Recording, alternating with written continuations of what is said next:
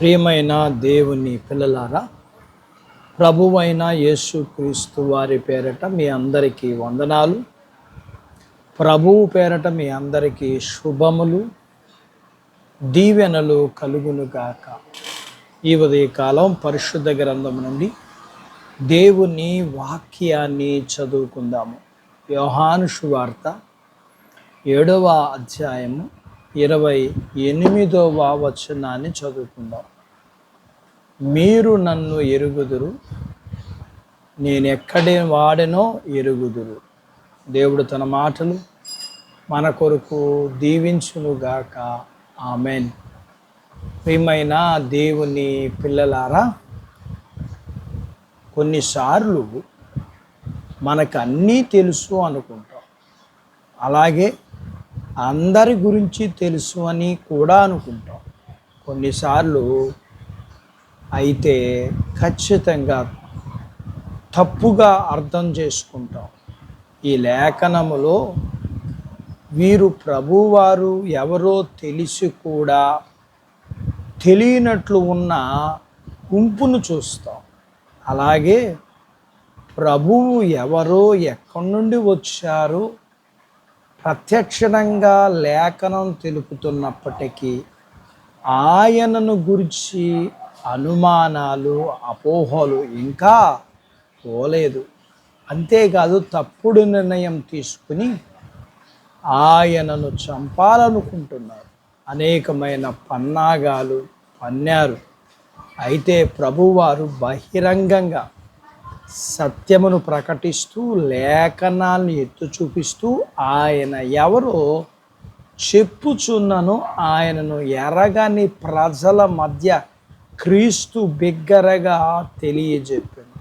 తనంతట తాను ఏమీయూ చేయక తండ్రి అయిన దేవుని చిత్తము అనగా లేఖనమును నెరవేర్చుటకు వచ్చాను స్పష్టంగా చెప్పారు. అయితే జన సమూహములలో ఈ మాటలు విని కొందరు ఆయన యందు విశ్వాసం ఉంచారు. అయితే ప్రధాన యాజకులను పరిసయ్యులను ఆయనను పట్టుకొనుటకు సైనికుల్ని పంపారు.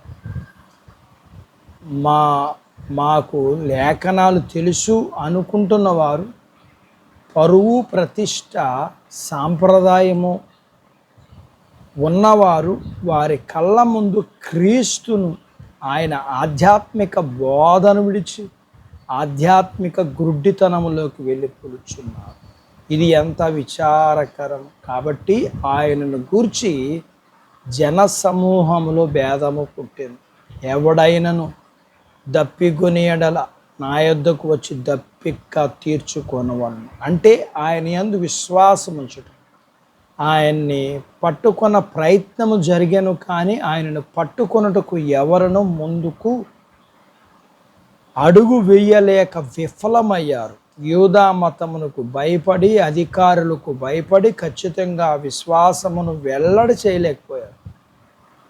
అనేకసార్లు మనం కూడా అంతే, ప్రభువును నిజంగా ఎరుగుటలేదు, ఆయనను మనం కూడా అంగీకరించట్లేదు, అలాగే వెంబడించట్లేదు.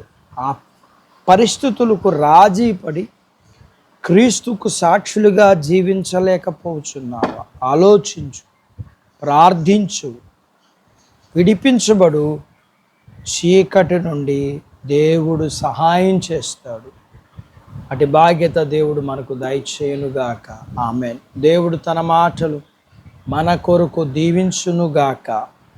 ఆమేన్. ప్రార్థించుకుందాం. నాతో పాటు ఏకీభవించండి. మమ్ములను మిక్కిలిగా ప్రేమించిన మా ప్రియ పరలోకపు తండ్రి, మీ పరిశుద్ధ నామమును బట్టి మీకు వందనాలు. ఈ ఉదయకాలం మీ పాదాల దగ్గర మీ లేఖనాన్ని నేర్చుకొనడానికి మీరు మాకు సహాయం చేశారు. అయ్యా, మేము ఆధ్యాత్మిక గుడ్డితనములో ఉండకుండా మేము మీ యొక్క లేఖనాన్ని బట్టి మిమ్మల్ని అంగీకరించి, మీ అందు విశ్వసించి, మిమ్మల్ని వెంబడించి మీకు ఇష్టలుగా, మీకు సాక్షులుగా ఉండగలిగిన బాధ్యత మీ పిల్లలమైన మాకివ్వండి. మీ పిల్లలను కలిగినంతటిని దీవించండి. చిన్న బిడ్డలను, యవనస్తులను, వృద్ధులను, స్త్రీ పురుషులను దీవించండి. వారి చదువులు, ఉద్యోగ ప్రయత్నాలు, ఆరోగ్యాలు, వారి పొలాలు, పశువులు, వ్యాపారాలు దీవించండి. వివాహాలు కాని వారికి అవ్వటానికి, అయిన వారికి గర్భఫలం ఇవ్వండి. గర్భము కలిగిన వారికి సుఖమైన ప్రసూతి ఇవ్వండి. ప్రసూతి అయిన వారికి ఆరోగ్యం ఇవ్వండి. మీ పిల్లలను కలిగినంతటిని దీవించి వారి అవసరతల్లో, వారి సమస్యల్లో, వారి బలహీనతలో, వారి రుణాల్లో వారికి విడుదలిమ్మని యేసు ప్రభు వారి పేరట స్తుతించి ప్రార్థించి అడిగినవన్నీ పొందుకుని ఉన్నాము తండ్రి. ఆమెన్. దేవుడు మిమ్మల్ని దీవించును గాక. ఆమెన్.